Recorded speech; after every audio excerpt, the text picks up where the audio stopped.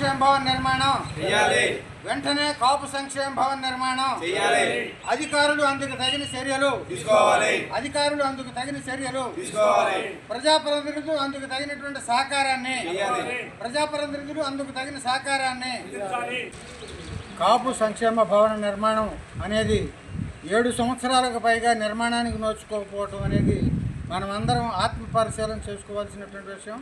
చాలా తీవ్రంగా ఆలోచించాల్సిన విషయం. ఎందుకు ఈ రకమైనటువంటి పరిస్థితి ఈ రాష్ట్రంలో దాపురించిందని చెప్పి మనం ఆలోచించాలి. ఇప్పటి వరకు జరిగినటువంటి చరిత్రలో జరిగిన అనేక ఘటనల్ని రివ్యూ చేసుకుంటూ సమీక్ష చేసుకుంటూ భవిష్యత్తును గురించి ఖచ్చితంగా ఆలోచించాలి. మనం మన కుటుంబాల విలువని అలాగే మన భవిష్యత్తుని కూడా ఆలోచించాల్సినటువంటి సందర్భం ఇప్పుడు ఉన్నది. ఎందుకంటే కరివేపాకు పాత్రలాగా ఉందేమనేటువంటి సందేహం రోజు రోజుకి పెరుగుతూ ఉంది. ఒక మహావృక్షాన్ని దాదాపు 37-38 సంవత్సరాల క్రితం రాజకీయ కుట్రదారులు కూల్చారు.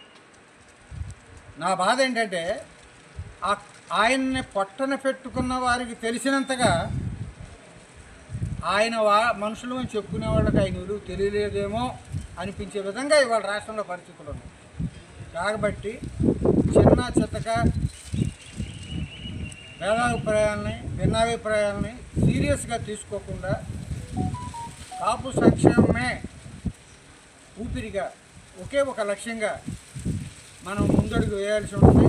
కలిసిమెలిసి ప్రయాణం చేయాల్సి ఉంటుంది. అందుకు ఎంతో సహనం, పరిశీలన, అన్వేషణ, ఆలోచన కావాలి.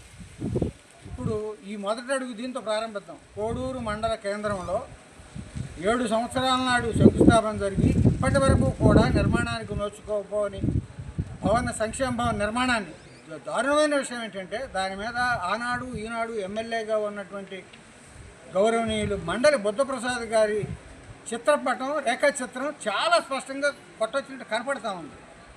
ఆ పరిస్థితుల్లో దాని నిర్మాణం అలా అడుగును పడిందంటే అది ఆలోచిస్తే ప్రతి వాడి గుండెని చేయిబెట్టి కెలికినట్టుగా ఉండేటువంటి పరిస్థితి వాడు ఉన్న పరిస్థితి.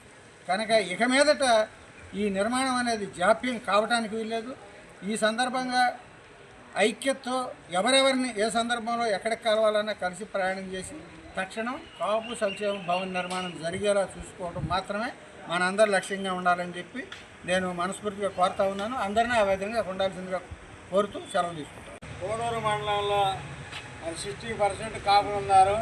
కాపునికి కళ్యాణ మండపం లేక దిక్కుదోసిన పరిస్థితుల్లో ఆర్యవైశ్య కళ్యాణ మండపం, టీడీపీ కళ్యాణ మండపానికి వెళ్ళాల్సి వస్తుంది.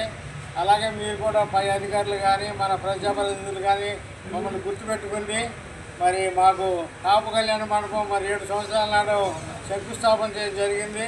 దాన్ని పునరుద్ధరణ చేయాలని ప్రజాప్రతినిధులని, ఎమ్మెల్యే గారిని, ఎంపీ గారిని అందరినీ కూడా కోరుకుంటున్నాం.